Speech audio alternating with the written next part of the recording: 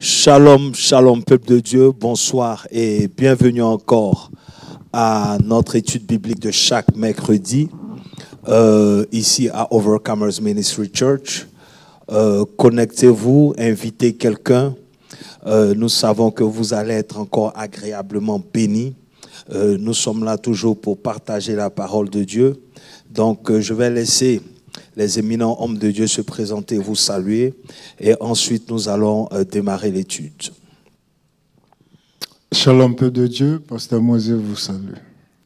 Shalom, l'apôtre, Dieu vous bénisse. Amen. Bon, je vais prier, on va démarrer. Père, nous voulons te bénir pour cette opportunité que tu nous donnes d'apprendre encore ce soir. Seigneur, nous prions que ton esprit nous conduise pour pouvoir comprendre et manifester ce que tu attends de nous. Seigneur, prends le contrôle de ce moment.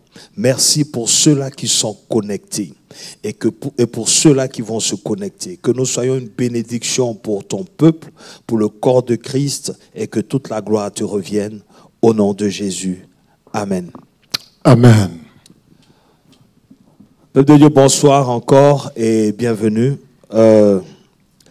Nous sommes à une étude très spéciale parce que, à cause du thème que nous avons développé dimanche, pour ceux qui étaient présents, c'était une dimension, en toute honnêteté, Pasteur Moses, apôtre, la personne qui a prêché dimanche, en tout cas Dieu l'a puissamment utilisé. Amen. Et j'attends vos réactions d'abord déjà, vos impressions par rapport à ce message. Et puis on va essayer dans la mesure du possible, par la grâce de Dieu, d'expliquer de façon, j'ai envie de dire de façon simple, mais sinon on ne peut pas enlever l'efficacité en tout cas par rapport à ce message. Pasteur Moses. Oui, nous bénissons Dieu pour la vie de Bishop Tano. Comme à son habitude, il nous a gratifié d'un grand message. Amen. Moi, j'appelle grand parce que ce message que nous avons eu le dimanche, ce n'est pas pour les enfants. C'est un message d'une grande maturité. Il faut des hommes mûrs pour comprendre. Vu les différents exemples qu'il a cités, vraiment, il faut être mûr d'esprit pour comprendre la profondeur du message. Amen. Personnellement, j'ai été béni. Gloire à Dieu. Donc, apôtre, Oui, pasteur, en tout par cas, rapport au message, yes. Dieu vous bénisse. C'est la continuité. C'est la continuité de ce qu'on a vu so far, des 4 différentes manifestations de la puissance de Dieu dans la vie d'un enfant de Dieu. On avait commencé avec Exousia, on a vu Dunamis et on a touché Kratos. Et comme Kratos et puis Iskos sont toujours pratiquement ensemble dans la Bible, on a juste simplifié par Kratos. Voilà. Donc je crois que Dieu a essayé de nous faire comprendre un des mystères vraiment très profonds. Et je crois que dimanche, vraiment, on a été bénis, moi particulièrement aussi. Amen. Donc, Amen. Peuple de Dieu, prenez note, s'il vous plaît. Surtout, posez des questions. OK? C'est une étude. C'est pour vous équiper. Donc, posez des questions, prenez note. Et puis, tout de suite, nous démarrons l'étude. Alors, nous sommes en train de parler de Kratos. Toujours dans le domaine de Saint-Esprit. Parce qu'on a dit qu'il y a 4 puissances qui peuvent être manifestées. Et donc, on a commencé avec Exousia. On arrive à Dunamis. Et là, nous sommes à Kratos. Et pour démarrer même la prédication, on a parlé de la plus grande puissance de Dieu. Qui agit dans le chrétien. Yes. Et ça se trouve dans Éphésiens 1, verset 19. Yeah. Lorsqu'on a lu, on a dit « Et quelle est envers nous qui croyons l'infinie grandeur de sa puissance et dunamis, se manifestant avec efficacité par la vertu de sa force, Kratos Iskos. » Et c'est cette force-là, en fait, au verset 20, il est dit qu'il a déployé en Christ en le ressuscitant des morts et en le faisant asseoir à la droite dans les lieux célestes. Donc la force qu'il a utilisée pour ressusciter. Et cette force, elle agit en nous. Hein. Il dit qu'elle est envers nous qui croyons. Yeah. Donc encore ici, vous voyez l'infinie grandeur de sa puissance qui est dunamis. Et parce que ça, elle a explosé. Mais en fait, ce qui était dans le fond qui a manifesté ça, c'était Kratos en fait. Donc la force qu'il a déployée quand il ressuscitait Christ, c'était la force la plus puissante, la manifestation, l'une des manifestations les plus puissantes de Dieu, parce que Dieu est infiniment puissant. Amen. Donc on ne peut pas avoir la prétention de dire qu'on connaît toute la manifestation de sa puissance, mais selon la Bible ici, c'est Kratos. Alléluia. Donc, apostole, quand ici il dit « envers nous qui croyons », ça veut dire que celui qui n'arrive pas à manifester cette puissance-là ne croit pas. Parce que le verset là me fatigue, apôtre. Parce que Mondry, tu as raison. En fait, je voulais te donner l'occasion de nous enseigner. Je t'explique pourquoi. Tu vois, s'il y a un trait de caractère, dernièrement, hein, ça dit que hier, j'étais en train d'étudier et j'ai vu que tous ceux qui ont manifesté Kratos, il y a une chose qui ressort. Ils ont cru. Tu comprends? Si nous lisons Daniel 6, lisons dans Daniel 6 encore, nous allons voir ce que le roi dit. Daniel 6, il dit, verset 23. Bon, lisons à partir du verset 22. Il dit, Daniel répond, Daniel 6, à partir du verset 22. Ok. Quand le roi revient et qu'il approche Daniel, il demande mettons le verset 21 pour mieux comprendre la pensée. Il dit, et Daniel dit au roi, vis éternellement. Voilà. Peut-être commencer au 19. Bon, on peut commencer 19, c'est mieux. Bon, en s'approchant de la fosse, il appela Daniel d'une voix triste. Ça veut dire que pour lui, Daniel était mort. C'est pour ça qu'il était triste. Et le roi prit la parole et dit, Daniel, serviteur du Dieu vivant, ton Dieu que tu sers avec persévérance t'a-t-il délivré? Ça, c'est une question. Ça, c'est toute une étude, toute une biblique. Maintenant, on continue. Il dit, verset 21, et non, pasteur, j'aimerais que tu nous parles, ok? Non, de la confiance en Dieu, dimanche. C'est juste pour soutenir un peu, parce que c'est ça Kratos, en fait. Tu vois un peu? Ça veut dire que maintenant, il dit, et Daniel dit au roi, vis éternellement. Verset 22. Mon Dieu a envoyé son ange et a fermé la gueule des lions qui ne m'ont fait aucun mal parce que j'ai été trouvé innocent devant lui d'abord. Devant toi non plus, ô roi, je n'ai rien fait de mauvais. Verset 23, maintenant ce qui m'intéresse. Il dit, alors le roi fut très joyeux et il ordonna qu'on fît sortir Daniel de la fosse. Daniel fut retiré de la fosse et on ne trouva aucune blessure parce qu'il eut confiance en son Dieu. Tu comprends? Donc c'est la base. Mais donc je te laisse l'occasion de nous bénir avec ça, s'il te plaît. Tu comprends un peu? Voilà. Donc parlons. Donc tu vas voir que dans tous les traits où Kratos est manifesté, il y a un niveau de confiance. Et c'est là qu'est le test des enfants de Dieu. Ça veut dire que lorsqu'on a lu dans Matthieu, je crois Matthieu 26, voilà. 26, Jésus, 39. voilà, Jésus sentait la mort venir.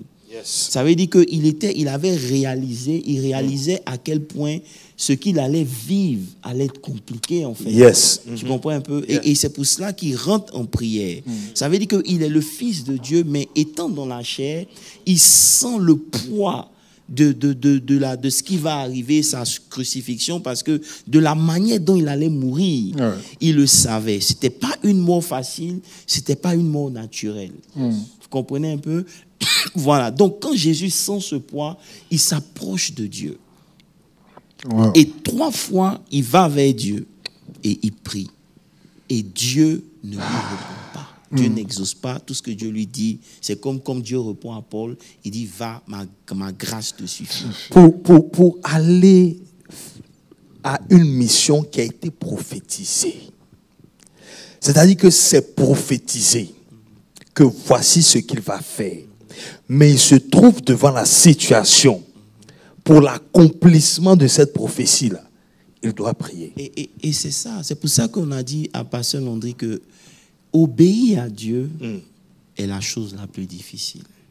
Ça veut dire que lorsque vous devez servir Dieu dans l'appel ou remplir la mission pour laquelle Dieu vous a appelé, elle ne sera jamais facile. C'est clair. Parce qu'à chaque fois que Dieu vous demande de faire quelque chose, ça va au-delà de vos compétences naturelles. Si ce que vous faites pour Dieu, vous n'avez pas besoin de Dieu pour les faire, c'est que ce n'est pas Dieu qui vous a demandé de faire ces choses. Parce que tout ce que Dieu va vous demander de faire iront au-delà de vos compétences naturelles ou whatever. Ça veut dire que vous avez besoin de vous appuyer sur Dieu pour accomplir cette chose parce que de vous-même, vous ne pourrez pas. Et c'est pour cela que lorsque Jésus est en face de cette réalité, il rentre pour prier. Ici, déjà, ça nous montre le caractère de Kratos. C'est comme Daniel.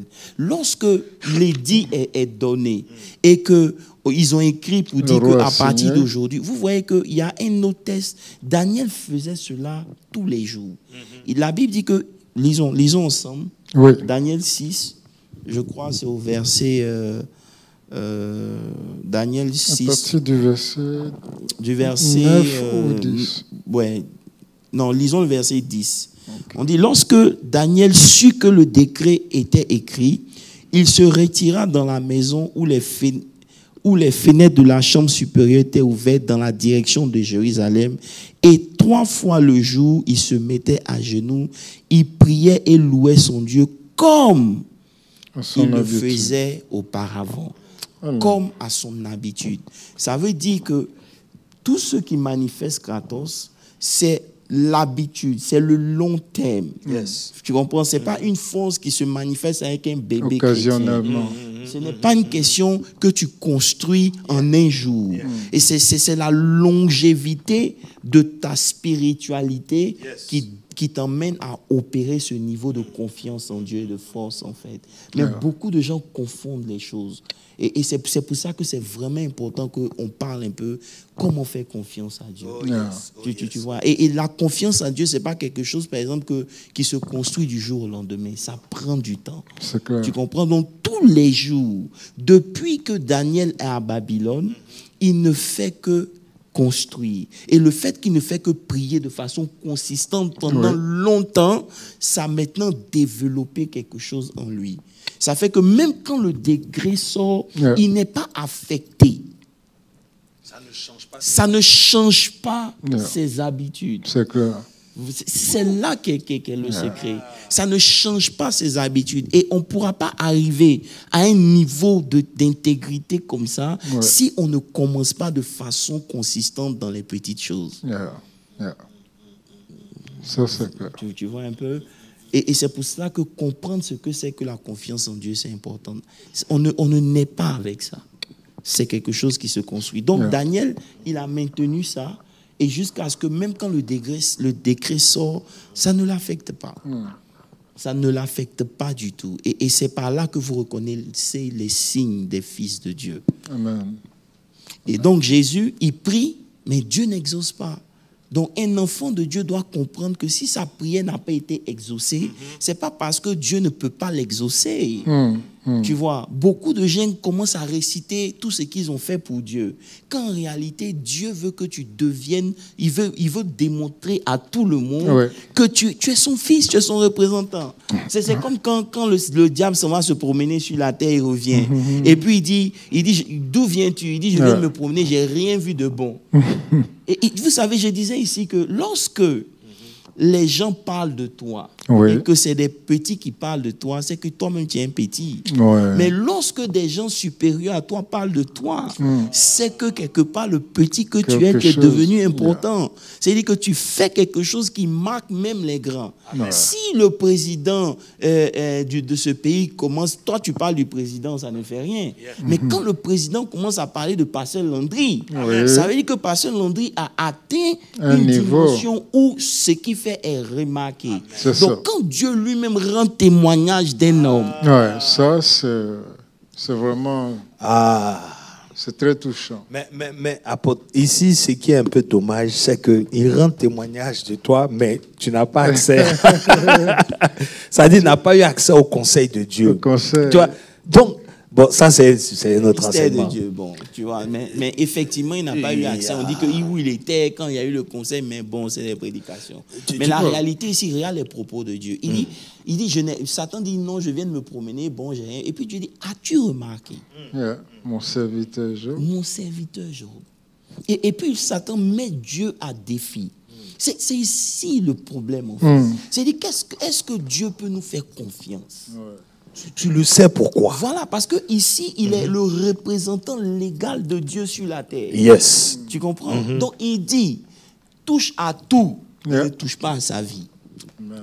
Tu comprends? Et c'est dans l'épreuve là que Job a dit que oui, je sais que mon Rédempteur est vivant. Hey. Ça veut dire que la manière de répondre à Job, ce n'est pas normal. C'est-à-dire quelqu'un qui n'a pas connu Dieu ne peut pas parler comme ça.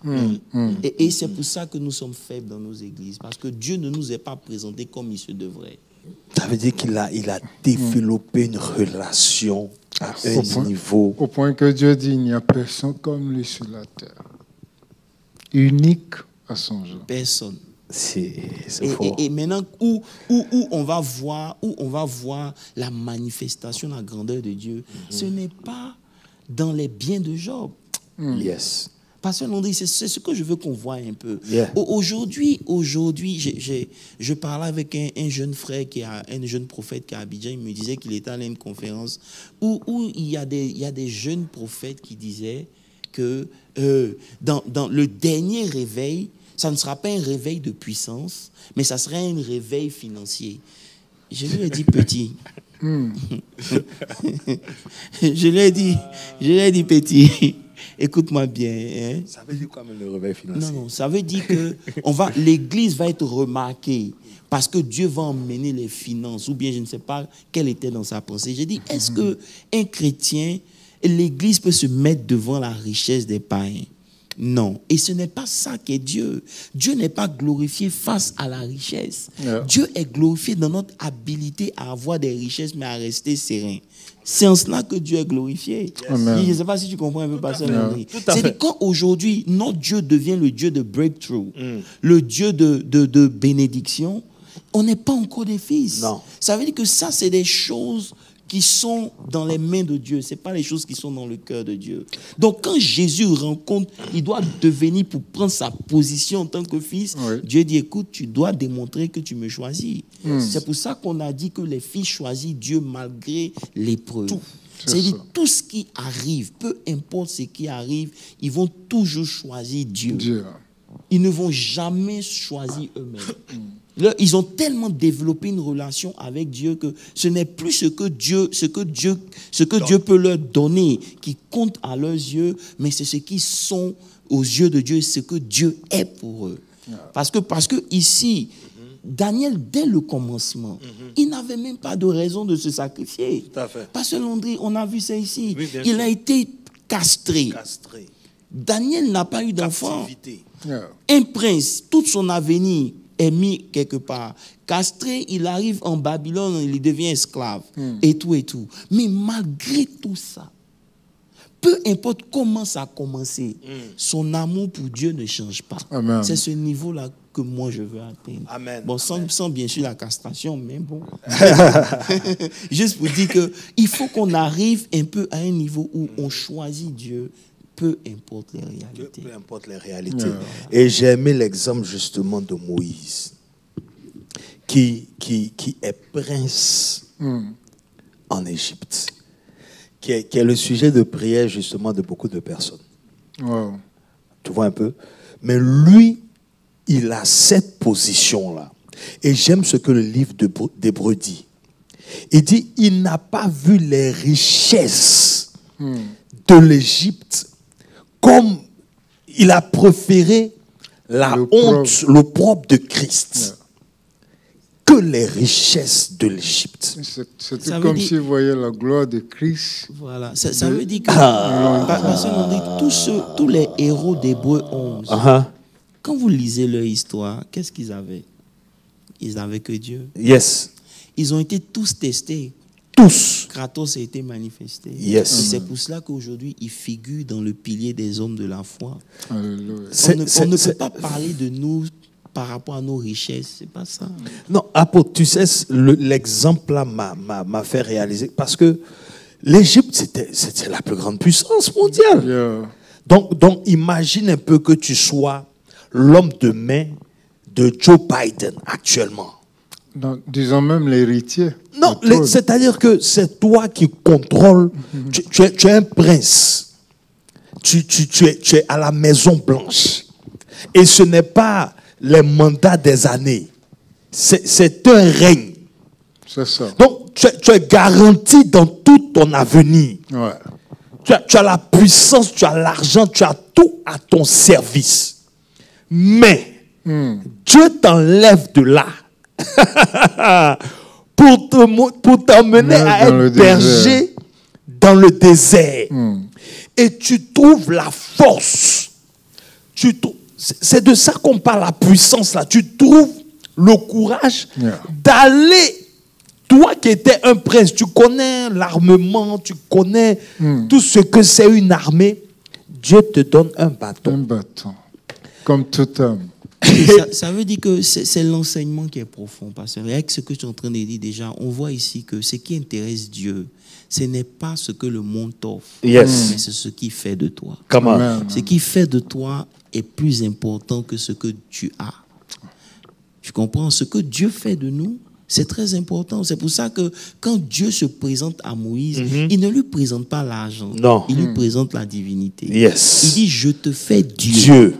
Ça veut dire, je veux t'emmener à un état supérieur à toutes les richesses. Ça veut dire que ce qui est important pour Christ aussi, pour nous, ce n'est pas qu'on ait des voitures, des maisons. C'est qu'on devienne des représentants spirituels et dignes de Dieu. C'est tout. On devient des fils de Dieu. Et tu ne peux pas être un fils de Dieu si tu n'es pas conduit par l'Esprit de Dieu. Je discutais avec quelqu'un et je disais, mais attends, lorsque un sorcier, notre problème est sérieux. Lorsque on doit initier un sorcier, on commence d'abord par lui montrer les rudiments du monde spirituel. Voir dans le monde spirituel, opérer dans le monde spirituel. Mais nous, lorsqu'on vient à l'église, qu'est-ce qu'on nous enseigne? On nous enseigne à être bénis. Si tout ce que... On ne nous équipe pas. Justement, et c'est pour cela qu'aujourd'hui, un sorcier peut être en train de s'amuser. On raconte l'histoire, par exemple, d'une jeune sorcière qui était en train de faire son training et il y avait un professeur d'université qui était allé au village en week-end. Et quand il revenait, elle était en train de faire son training et dans son training, elle devait juste renverser une voiture. Et elle a réussi à renverser la voiture du professeur agrégé qui est mort, lui et sa femme. Wow. Seigneur Donc, Jésus. c'est pour dire quoi? Ça veut dire qu'une petite fille de 6 ans, avec une habilité spirituelle d'accéder au monde spirituel, est plus forte, dangereuse qu'un professeur agrégé à l'université. Maintenant, nous qui venons à l'église, qu'est-ce qu'on nous enseigne? On nous enseigne à être bénis. Ce n'est pas ce pourquoi Christ nous a appelés. On est déjà bénis.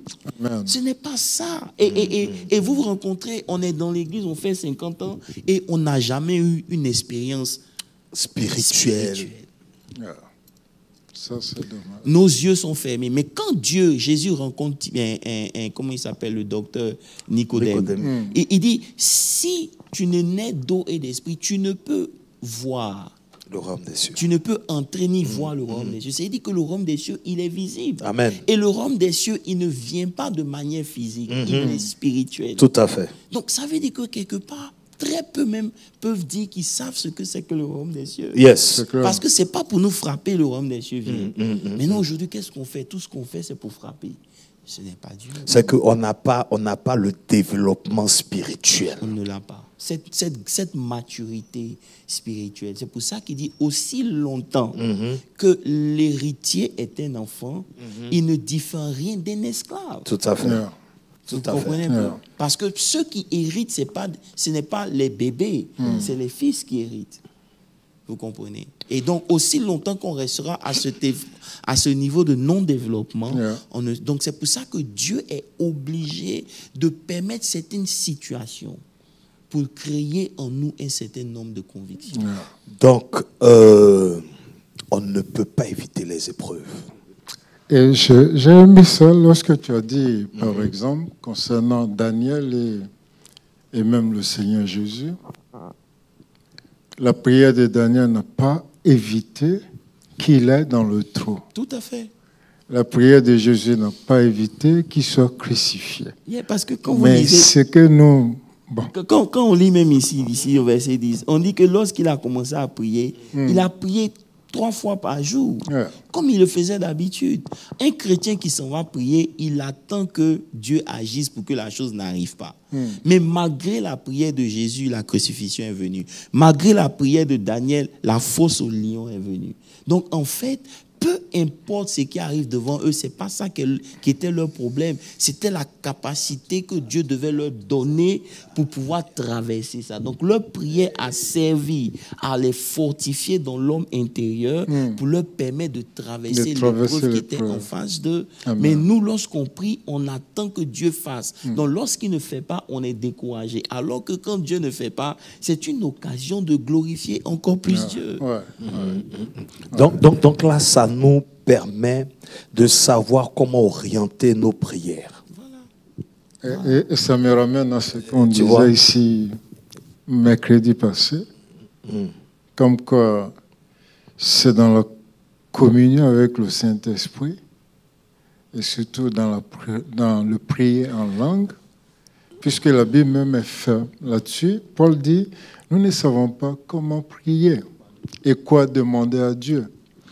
Ce que je voulais dire ici, c'est quoi? C'est que, donc, quand je prie par rapport justement à Kratos, c'est-à-dire je suis en train de prier pour m'équiper, pour rendre mon intérieur fort.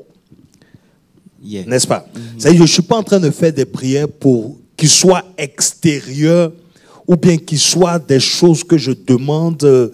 Non. Ce sont des prières pour ma transformation. Tout à fait. Parce qu'on a dit que c'est une force qui travaille à l'intérieur. De l'intérieur. Donc, ça me met dans une disposition où, justement, ça n'enlève pas l'épreuve, mais ça m'emmène à une dimension de pouvoir traverser l'épreuve.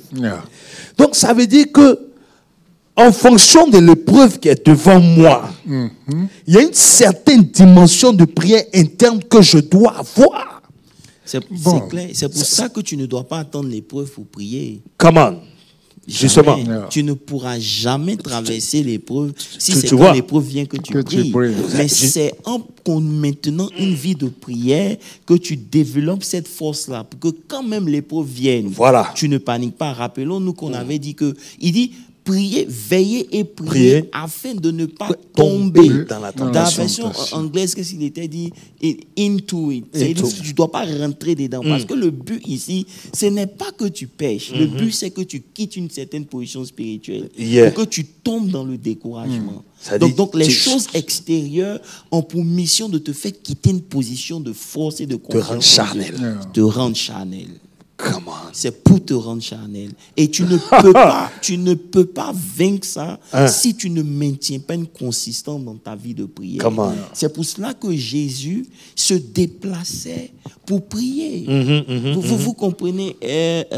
Non, je vais me calmer. Non, il ne faut pas te calmer. Bon. Vas-y. Vous comprenez que ici, la position est importante. Vendredi, tu étais là quand on a prié par rapport à Élie. Lorsqu'ils sont venus arrêter Élie, Élie était où? Il était sur la montagne. Il était sur la montagne. Yes. Pourquoi il était sur la montagne? Parce que spirituellement, la position que tu prends te donne de commander un certain nombre de choses. Alléluia. Tu comprends ce que je suis en train de dire? Quand ils viennent pour l'arrêter, il n'est pas sur la terre. Non. Il est en haut. Donc Jésus, qu'est-ce que Jésus fait? Tous les jours, il monte avant de redescendre. Quand Jésus monte, peu importe ce qui arrive lorsqu'il descend, il a déjà la capacité de vaincre ça. Parce que déjà spirituellement, il a récupéré toute la force qu'il faut, il n'y a rien qui ne l'effraie. Ah, j'ai envie de dire ça terre à terre. Il vient avec le en haut pour dealer avec le en bas. C'est ça. Il vient avec le en haut pour dealer avec le en bas. Ah, au devo, rajou, kataya. Yes. Et c'est ce que Satan avait compris. Ils ont ensemble quelque chose. Comme tu as provoqué. C'est-à-dire... Disons, attends, je crois que c'est Ézéchiel ou Éphésiens. Excusez-moi. Lisons ensemble. Lisons Ésaïe 14, verset 12. Ça veut dire que le diable comprend que celui qui domine, il le domine à partir d'une position de hauteur. Vous ne pouvez pas régner si vous n'êtes pas en haut. Ça veut dire quoi? Aujourd'hui, même dans le monde séculaire, les gens s'attribuent des choses spirituelles. Pourquoi? Parce que dès que quelqu'un a accès au spirituel, il est au-dessus. Parce qu'il a créé le ciel et la terre. Donc, le ciel dominera toujours la terre. Donc, celui qui est en haut, il a la possibilité de régner sur la terre. Mais celui qui ne peut pas monter, il est obligé de subir. Vous comprenez? Et c'est pour cela que Christ, quand il nous sauve, la Bible dit qu'il nous a fait asseoir dans les lieux élevés. Parce que c'est dans les lieux élevés que se trouve l'autorité. Sans lieu élevé, un chrétien n'a pas d'autorité. Donc Satan, comprenant que la position que tu occupes dans le spirituel est importante, regarde ce que Satan fait. Il dit, la Bible dit, te voilà tombé du ciel, axe brillant, fils de l'aurore, parlant de Satan. Tu as été abattu à tête, toi le vainqueur des nations. Verset 13. Tu disais dans ton cœur, je monterai. Pourquoi? Parce que si il veut dominer Dieu, il doit monter au-dessus. La kassikaba, rotekaba. Je ne sais pas si tu comprends, Pasteur Landry. Ça veut dire que, non, j'arrive. Maintenant, il dit, je lèverai, je monterai et je lèverai mon trône au-dessus des étoiles de Dieu. Pourquoi? Ici, il parle des anges. Comment il fait pour pouvoir emporter 3/3 des anges du ciel? Parce qu'il a essayé de monter. Et lorsqu'il est monté, tous ceux qui étaient en bas de lui étaient sous lui. Vous comprenez? Donc, dans le monde spirituel, vous ne pouvez pas dominer sans monter. C'est pour ça que quand Dieu veut révéler des choses à Jean, il dit monte. Parce qu'il y a des choses que tu n'auras pas accès à certaines choses si tu restes sur la terre. Quand il veut donner la loi à Moïse, il dit monte. Car, vous comprenez? Et donc c'est pour ça que Jésus, à chaque moment, se retirait, il montait. Jésus monte à la montagne transfiguration. Pendant qu'il est en train de prier, son visage change. C'est-à-dire que déjà même, le fait qu'il soit monté, son aspect, le spirituel agit d'abord encore dans le physique. Et qu'est-ce qui apparaît? Élie et Moïse. Tu ne verras jamais Élie Moïse par terre. Tu dois monter. Et c'est pour ça que le diable nous empêche de prier. Et le moyen qu'on a pour pouvoir monter, c'est notre parler en langue. Come on. Tu comprends? Donc, plus tu montes, plus tu es en haut. Plus tu es en haut, qu'est-ce qui t'effraie? Lorsque tu descends, voilà un enfant qui est possédé. Les apôtres ont transpiré, ils ont tout fait pour pouvoir chasser l'esprit, ils n'ont pas pu. C'est le même sort là que Jésus a dit. Mais l'esprit est sorti. Pourquoi? Parce que celui qui vient d'en haut, il est au-dessus de tout. Amen. Tu comprends? Donc ici, Satan comprend que si tu veux dominer, tu dois monter. Donc, qu'est-ce qu'il fait? Il dit, je lèverai mon trône au-dessus des étoiles de Dieu pour parler des anges et je m'asserai à la montagne de l'assemblée, à l'extrémité du septentrion. Voilà. Verset 14, je monterai... Apôtre, pardon. Non, ce n'est pas ça le thème du message. Attends. Revenons au 13. Prenez la version un peu en anglais. On the far side of the north. Tu vois ce que je veux dire? Quand on parle du nord, là, c'est ce qui est élevé. Sur le sommet. Et donc, son objectif, c'était d'arriver à l'extrémité du septentrion. C'est ça, en fait. C'est l'accent sur lequel je voulais mettre. verset 14.12. Une question qui a été posée qui dit, est-ce que Kratos se manifeste dans les épreuves? Est-ce que Kratos ne se manifeste que dans les épreuves, puisque dans la vie de tout chrétien, il faut passer par des épreuves. Les épreuves font partie de là où Kratos se manifeste. Mais Kratos, c'est plus pour manifester ton amour pour Dieu. Amen. Yes. Tu comprends? Ça veut dire que ton amour pour Dieu ne sera pas démontré seulement quand tout va bien. Tout le monde peut dire qu'il aime Dieu quand ça va bien. Tu vois un peu? Donc, c'est ton amour pour Dieu, en tout cas, est révélé à travers les épreuves. Et c'est ça que Kratos se manifeste. Mais Kratos, c'est plus pour que tu choisisses Dieu. Tu as dit, tu étais tellement convaincu. Parce que la parole Exousia a fait un travail. On a dit que, rappelez-vous dès le début, Yes. on avait dit que Kratos, c'est quand Exousia est maintenu pendant un certain temps. Tu comprends un peu? Donc, ça veut dire que cette confiance que tu as en Dieu, elle ne vient pas du jour au lendemain. Elle vient à cause de la révélation que tu as en Dieu. Tu comprends? Amen. Donc, il dit, je monterai ici, c'était juste pour répondre à la question, je monterai sur le sommet des nues et je serai semblable au Très-Haut. Ça veut dire qu'il comprend que dans le monde spirituel, Papa Guillaume, tu ne peux pas régner si tu ne montes pas. Yes. Vous comprenez? Et- Donc, on est obligé, nous aussi, de monter. Donc, ceux qui montent là, ils ont accès à un certain nombre de choses qui fait que leur manière de réagir, c'est plus des êtres. Apôtre, ça s'explique même dans le monde physique. La plus grande puissance est celle qui a le plus de satellites en haut. Et en toute guerre, quand tu contrôles le ciel, C'est fini. tu as gagné la guerre. Non. C'est fini. C'est fini. Tu as gagné la guerre. ça. Et c'est pour ça que les Américains sont puissants. C'est fini. Parce qu'ils contrôlent les aides. Donc, tout le temps, on les voit dépenser des C'est pour satellites. cela même que ton Dieu s'appelle The Most High. Come Pas on. parce qu'il est high. Come on. He's high. He has to be the most high. Yes. S'il veut contrôler toutes les entités, Justement. il est obligé d'être le plus élevé. Parce que plus tu montes en élévation spirituelle, plus tu domines. C'est pour ça C'est que- pour ça que la Bible nous encourage à nous détacher des choses de la chair qui nous retiennent. Ces choses-là nous empêchent de monter. Come Et on. ces choses-là font qu'aujourd'hui, on ne voit pas Dieu dans notre vie. Parce que Dieu, pour monter, opérer, il faut monter. Jésus descend de la montagne, le démon est là, il a fatigué tous les disciples. Il dit non, faut sortir. Et puis derrière même, lisez bien le texte. Quand Jésus approche, il dit emmenez-le-moi. Dès que l'enfant vient, le démon commence à se manifester. Donc tu comprends que avant on pensait que quand on faisait des délivrances et puis on avait transpiré, on avait fait quelque chose, c'était un signe De faiblesse. que on était faible. Yes. Je ne sais pas si tu comprends. Je un peu. comprends Ça veut dire que, parfaitement. après 3 heures de prière, tu as transpiré, ton habit est mouillé, et puis tu viens d'où? Non, il vient une délivrance, tu vois, non? 4 heures pour chasser un démon, c'est un Lutter. signe de faiblesse. Lutter avec les Tu dis, démons. lui, on a Seigneur. lutté les démons, on a corrigé les démons. La même personne va venir, va dire, sors.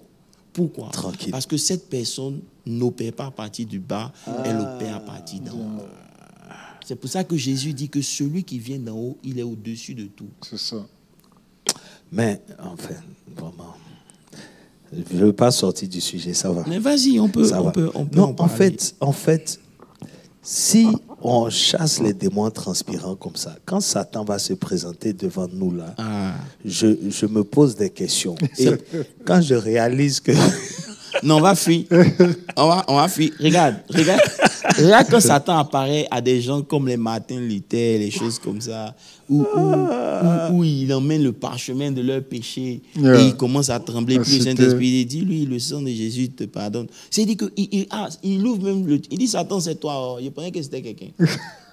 C'est ça. C'est un niveau Yes. que tu n'as pas comme ça. C'est un niveau de connaissance profonde de Dieu. C'est pour ça que les enfants, les compagnons de Daniel peuvent dire à Nebuchadnezzar, ô roi, vis longtemps. Sur ce, on n'a même pas besoin de réfléchir. discuter Ah, avec la toi. qui, sakarebo. Attends, il mettait. Il dit, on n'a pas besoin de réfléchir. Pourquoi?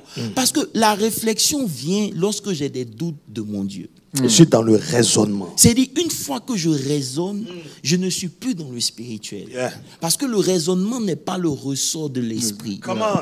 C'est pour ça que la Bible dit que lorsque tu parles en langue, ton raisonnement s'éteint. Parce que si tu dois raisonner, tu pollues la chose.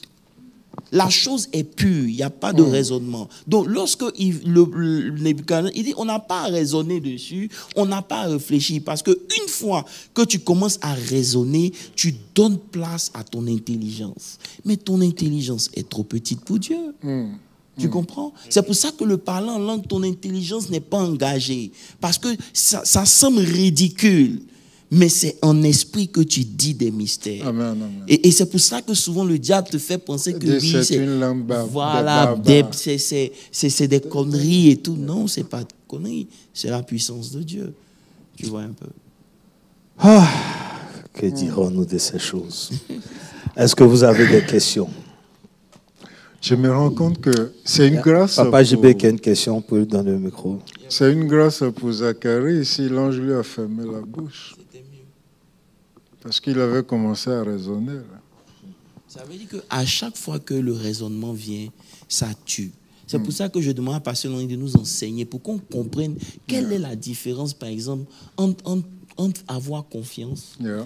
Trust God, you know, trust is something different. C'est-à-dire, moi, enfin, je veux... C'est Pasteur Henri, c'est différent. Parce que cette confiance qu'ils avaient en Dieu, elle venait d'où? Elle était basée sur quoi? Qu'est-ce que eux, c'est quel genre de confiance que eux ils avaient en Dieu que nous on n'a pas? Au point de rentrer dans le feu. Parce qu'aujourd'hui je peux rentrer dans le feu parce que j'ai une connaissance de Dieu qui fait que le feu perd sa puissance. Dimanche.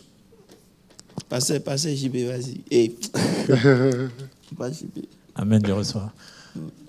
Relative aux épreuves, comment faisons-nous la différence entre une épreuve humaine, je veux dire qui est créée par nos sens, et une épreuve qui vient de Dieu pour nous tester à aller de l'avant? Une épreuve qui vient de nos sens, qu'est-ce que tu veux dire par là, par exemple? Parce qu'on peut être confronté à une situation, mais que nous ne déterminons pas qu'il vient de nous. À quel moment savons-nous qu'elle vient de Dieu, ou à quel moment savons que nous pouvons faire la différence qu'elle vient de nous-mêmes? Je ne sais pas. Bon, je peux... En fait... Ça va dépendre d'une épreuve à une autre. Mais la façon dont nous sommes en train d'expliquer Kratos, on se rend compte qu'on a développé un certain niveau d'intimité avec Dieu. Ça fait qu'on le connaît à un certain niveau qui fait qu'on sait déjà quand ça vient de Dieu. Parce que les épreuves qui viennent de Dieu vont emmener à donner gloire à Dieu à travers l'épreuve et à faire grandir ta foi et ton amour pour Dieu. Tu vois un peu? Mais des fois, on traverse des épreuves par rapport à nous-mêmes, des actes qu'on a posés qui ne sont pas bien, des conséquences peut-être d'un mauvais choix. Ou même dans la convoitise. Yes. Ça veut dire que, ce que je veux dire, c'est quoi? Il y a notre part de reste. Si Dieu te parle que tu ne fais pas, il y aura des conséquences, tu vas les subir. Mais quand tu les subis, même dans ça encore, Dieu prend le soin de t'enseigner. Tu comprends un peu? Parce que la Bible dit qu'il n'y a pas de tentation qui ne vienne, qui ne soit au-dessus. Ça veut dire que quand ça vient, ça prend un but. Peu importe l'épreuve, Dieu prend même nos erreurs pour nous enseigner. Tu comprends un peu, Pasteur Landry? Je suis d'accord avec ce que Pasteur Landry dit. Mais dans tout ça, Dieu nous enseigne. Mais la chose que Pasteur Landry a dite, c'est qu'au travers ces épreuves, notre marche, disons, d'abord, au travers de notre marche avec Dieu, il aurait fallu qu'on suscite assez d'énergie, de confiance en Dieu, pour que peu importe ce qui arrive devant nous, on ait toujours à dire, Seigneur, je te fais confiance. C'est ça. Et ce n'est pas quelque chose qui sort du jour au lendemain. Non, ça demande vraiment de construire sa vie. Ça veut dire qu'à partir de ce moment, Pasteur Landry, peut-être que je me trompe, mais je comprends que la vie chrétienne devient intentionnelle. Tu vis cette vie de façon intentionnelle. Tout ce que tu fais en étudiant ta Bible, c'est pas avec une intention. En priant, c'est avec une intention. Ce n'est peut-être pas pour maintenant, mais c'est pour demain. Et c'est ce qui fait qu'un homme de Dieu a dit que la seule chose que tu fais dans ton présent, qui t'attend dans ton futur, c'est ta prière. Amen. Et ta prière a la capacité d'aller aménager ton futur. S'il y a quelque chose qui n'est pas bon, changer ça pour que quand toi tu arrives dans le futur, ce soit déjà un tapis rouge qui vienne. Amen. Mais si tu ne pries pas dans le présent, ce qui t'attend dans le futur sera plus difficile. Mais lorsque tu maintiens une vie de prière constante, ça ne fait que agir non seulement dans le présent, mais aussi dans ton futur. Ça conditionne les choses pour que quand même le futur même arrive, il y a déjà une certaine influence de Dieu dans ce futur parce que ça a été préparé. C'est comme un gars qui veut aller à la guerre et c'est le jour de la guerre, il veut entraîner ses soldats. Wow. L'ennemi n'a pas le temps. Voilà. Ça veut dire que ce n'est pas le jour de la guerre que tu entraînes tes soldats, tu les entraînes pour que s'il y a la guerre, ils soient prêts. Et donc Dieu nous prépare. On comprend que ici Dieu agit dans nos vies à plusieurs reprises. On ne devient pas un fils de Dieu sans d'abord être passé par serviteur de Dieu. J'arrive. Serviteur de Dieu, disciple de Dieu, ami de Dieu et maintenant fils de Dieu. Mais bref, on en reparlera une prochaine fois. Amen. C'est bon? Question?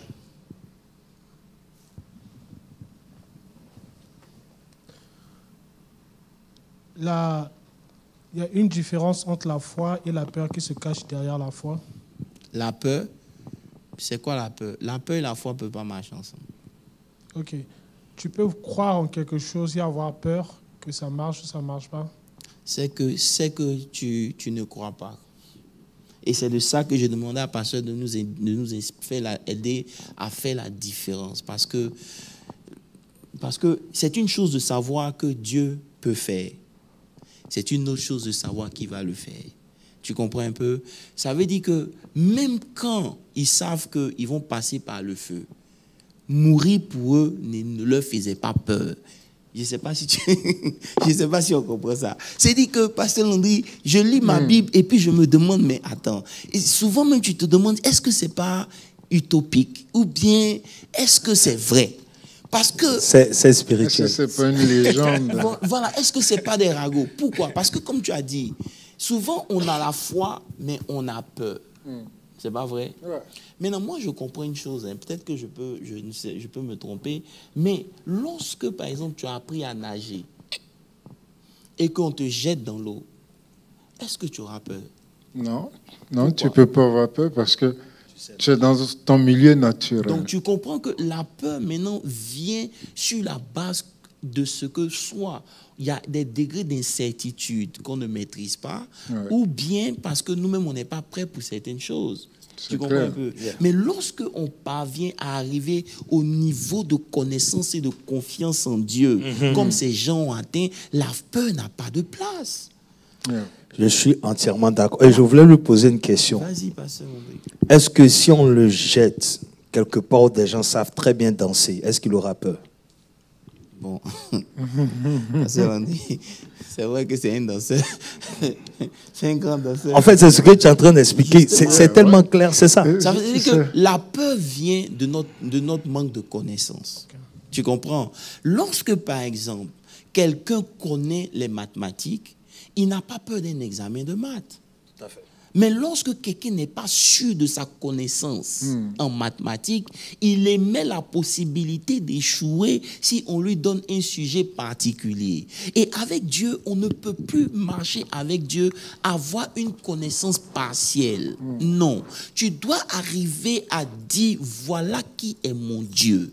Et sur ce, je m'en vais. Comment expliques-tu que Abraham, Dieu lui dit, Abraham, prends ton fils. Prends ton fils, celui que tu aimes. Je veux que tu le sacrifies avant qu'il ne parte. Dieu ne lui a pas dit en route. Non. Dieu l'a dit, donne-moi ton fils avant de quitter la maison. Ton unique. Et puis Dieu précise, ton unique, celui que tu aimes là, c'est lui que je veux. Et Abraham s'élève comme s'il n'y a rien. Sans même réfléchir. Et il s'en va. Maintenant, quand son fils lui demande, mais papa, on a le bois, on a le feu, mais il n'y a pas l'animal. Il dit, l'Éternel se pourvoira. Ça veut dire que c'est un niveau de révélation qui fait que même quand Dieu lui demande l'impossible, il sait que l'impossible que lui demande n'est pas impossible à Dieu. Amen. Amen. Tu comprends? C'est pour ça que lorsqu'on descend dans Romains 7, 4, à partir du verset 14, la Bible parle d'Abraham. C'est-à-dire que le Dieu que Abraham a connu, c'est le Dieu qui donne la vie aux morts. C'est le Dieu qui appelle les choses qui n'existent pas comme si elles étaient. Ça, c'est un. Yes. Donc, est-ce que, non, verset 4, 17, est-ce que ça, c'est ton Dieu? Parce que l'on dit, regarde, il a fallu 3 générations pour que Dieu puisse révéler la dimension de son nom. Jusqu'à ce qu'il arrive à Moïse. Il dit, je suis le Dieu d'Abraham, d'Isaac et de Jacob. 3 générations pour que les gens puissent comprendre un seul nom de Dieu. Aïe! Wow. Maintenant, quand il rencontre Moïse, il dit, non, ils m'ont connu sous Jéhovah. Maintenant, là, je veux qu'ils me connaissent sous l'Éternel, là. Voilà, voilà. Je suis celui qui... Est-ce que tu comprends un peu? Donc déjà, ici, vous comprenez que connaître Dieu va vous demander de le rechercher. C'est Tu clair. comprends? C'est le manque de connaissance qui produit la peur. Lorsque vous connaissez Dieu, il n'y a pas de peur. C'est pour ça qu'il s'est levé, il dit voilà, il donne la vie aux morts. Et qui appelle les choses qui n'existent pas comme si elles existaient. Donc ça veut dire que pour lui, même s'il tue son fils aujourd'hui, le Dieu qui sait peut le ressusciter. Donc la peur vient d'où? C'est comme si je n'ai rien fait, Pasteur Landry. Est-ce que si tu as $10 dans ta poche et puis tu dois acheter un truc de $2, tu paniques? Tu commences à paniquer quand la chose fait $100 et puis tu as $10 ou bien. Mais si c'est $2, toi tu as $10 dans ta poche, tu ris. Parce que tu as assez de ressources pour couvrir les choses. Est-ce qu'on a assez de connaissances de Dieu pour marcher avec ce Dieu-là? Et pour traverser l'épreuve. Et si tu permets, apôtre, je peux prendre aussi un autre exemple. David et Goliath. Tu vois un peu? David a toutes les raisons d'avoir peur. Mais c'est ce qu'il a dit au roi avant d'aller. Il dit, le Dieu qui m'a sauvé de donc, l'ours. Il a une histoire avec son Dieu qui a fait qu'il peut affronter Goliath. On peut aller même encore plus loin. Ça veut dire que quand il arrive devant Goliath, ok, il demande, mais qui est cet incirconcis? Ça veut dire que ce que David voyait était au-delà de qui était Goliath. Parce qu'un incirconcis, c'est sa partie intime. Donc la partie intime est cachée, elle n'est pas visible. Donc lorsque vous marchez dans les épreuves, vous devez faire attention à ce que vous regardez. Si vous regardez la partie que tout le monde voit et que vous ne regardez pas le Dieu que vous ne voyez pas dans cette situation, vous aurez peur de ce qui est en face de vous. Mais lorsqu'il regarde Goliath, il voit qu'il n'est pas circoncis. Donc il voit quelque chose que les autres ne voient pas. Donc quand tu vois quelque chose de Dieu que les autres ne voient pas, tu ne peux pas avoir peur. La réalité, c'est qu'on n'a pas cette connaissance de Dieu. Et c'est pour cela qu'on panique et on a toujours peur. Donc le but ici, c'est de chercher à connaître Dieu. Alléluia. Mais il faut que ça soit pour quelque chose qui glorifie Dieu.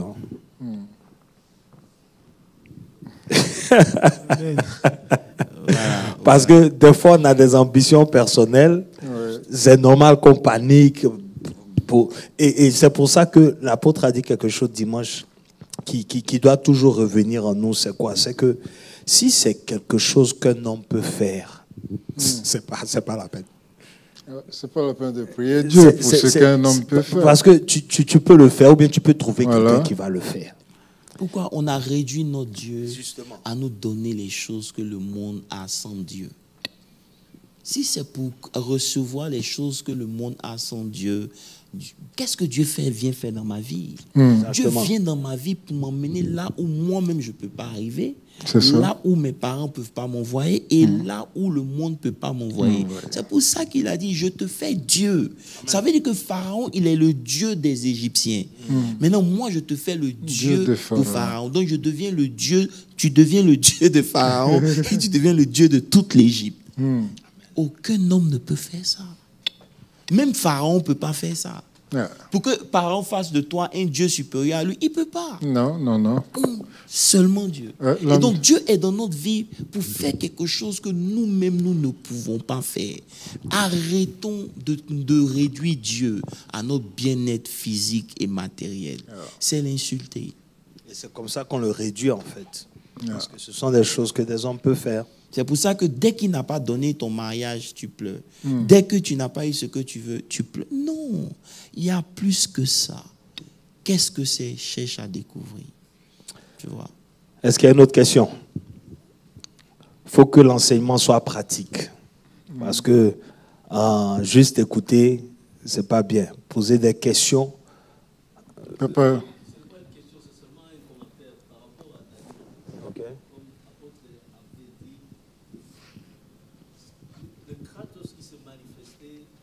Dans la vie de Daniel, moi, ça m'a beaucoup touché, le fait que la Bible dit qu'il a continué à prier comme il priait déjà. Donc, pour beaucoup d'entre nous, un décret comme ça est promulgué et que nous allons passer dans des circonstances pareilles, je crois qu'on va commencer à prier plus qu'on prie.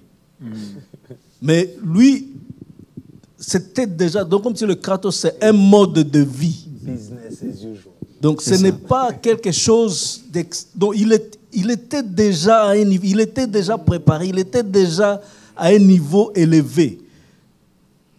Oui. C'était un mode de vie pour lui. Donc même le dit signé pour lui, ça ne l'a pas affecté comme l'apôtre a dit. Ça ne l'a pas affecté que maintenant il doit prier. Et je crois que c'est... Pour nous, les chrétiens, c'est à un tel niveau que nous devons arriver que, non, quel que soit ce qui arrive, on n'attend pas que les difficultés, que ça vienne, nous. On est déjà préparés. Et c'est pour cela que Papa Guillaume, on a dit que Kratos, c'est la force qui annule la puissance du diable. Ça veut dire que s'il y a quelque chose qui paralyse l'ennemi, comme il a dit, en temps normal, si on parle d'une histoire de Nebuchadnezzar, du gouverneur, de l'empereur, qui a le droit de vie et de mort sur quelqu'un, et qu'un décret comme ça est écrit, tu paniques. Ça veut dire que tu paniques. Et donc, qu'est-ce que le diable fait? Le diable se réjouit parce qu'on panique. Un chrétien qui panique est une proie pour le diable. C'est pour ça que la Bible dit, le diable se promène comme un lion rugitant, cherchant qui il peut dévorer. Mais regardez, lorsque le chien vient et qu'il y a des gens qui passent, lui qui a peur du chien, là, le chien le détecte. Vrai ou faux, passer l'anglais? Celui qui a peur du chien, le même homme qui a peur des chiens, là. Il y a des gens, quand je vais chez des gens, je suis obligé d'avoir une certaine composition qui fait que le chien vient, quand je suis calme, il passe. Mais dès que tu paniques, il te poursuit. Donc le diable, quand il envoie des épreuves, c'est ce qu'on a dit, il essaie de nous faire sortir pour qu'on tombe dans le doute, dans la chair. Vous comprenez? Mais Daniel n'est pas tombé. Et c'est ce qui paralyse l'ennemi. Parce que lorsqu'il fait quelque chose, c'est quelque chose a le but de t'anéantir. Mais au lieu que ça t'anéantisse, tu maintiens ce que tu fais et tu pries. C'est pour ça que ta prière, quand tu paniques même, ce serait une prière de peur. Ah, yes. Oh, yes.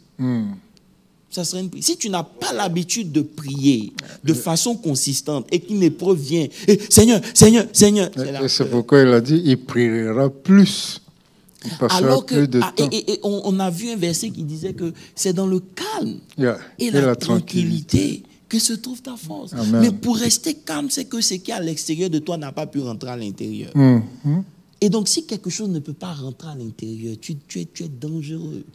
Et apôtre, c'est pour ça qu'il a mis les deux choses en juxtaposition. Il dit, nous n'avons pas reçu un esprit de peur, mais un esprit de Force. Ça veut dire que c'est en contrario, c'est différent.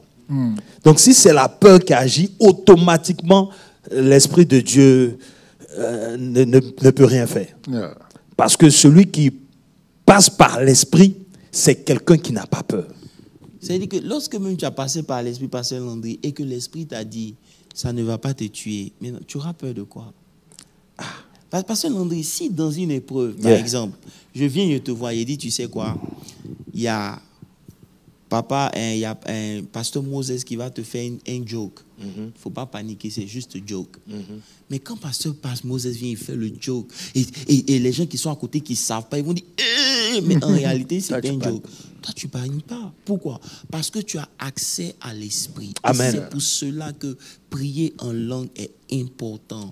Maintenir une vie de prière consistante avec l'esprit, ce n'est pas du jeu. C'est là-bas que tout se deal, tout deal. Lorsque tu as fini de prier, que tu descends, comme on a dit, Jésus finit, il prend en haut pour descendre en bas. En bas est trop petit pour maintenir en haut, pour contenir avec la puissance d'en haut. Donc ça fait que tout ce qui venait vers lui, il avait la puissance pour dealer avec ça. Maintenant, lorsqu'il sentait que l'énergie est en train de diminuer, qu'est-ce qu'il faisait? Il se retirait.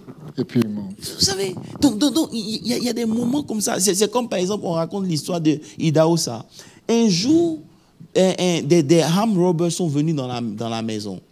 Le Saint-Esprit lui dit, confronte-les. Il dit, hey, déposez vos armes. Ils ont tous déposé. Un autre jour, quand ils sont revenus, le Saint-Esprit, si tu les confonds, tu vas mourir, saute. Il a sauté par la fenêtre, il a cassé sa jambe. Mais il a obéi.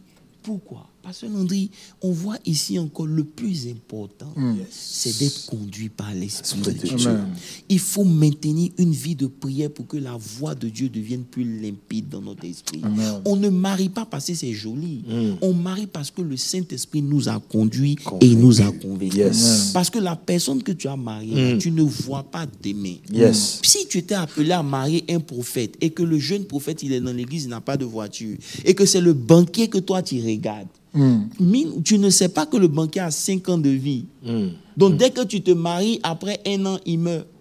Mais si tu avais pris le temps de consulter Dieu, en plus de ce que, bon, il est banquier, qu'est-ce que toi tu dis? C'est un signe de maturité. C'est une dépendance continuelle avec Dieu. Et c'est ce que Daniel avait. Il dépend de Dieu à 100%. Seigneur, qu'est-ce que tu dis? C'est pas parce que le deal semble bon que je dois m'y mettre. Non. Ce que tu as dit, l'apôtre, c'est fort. C'est-à-dire par rapport à Idaosa. Oui, la première fois, Dieu dit confronte-les. Il les a confrontés. Ils ont déposé leurs armes. La deuxième fois, il dit, hey, tu ne peux pas les confronter, saute. Il a sauté de l'étage, il est tombé, il a cassé son pied. Mais il a obéi à Dieu. Il est resté en vie jusqu'à ce que son temps arrive. Tu t'imagines, tu as manifesté une puissance pour désarmer des gens.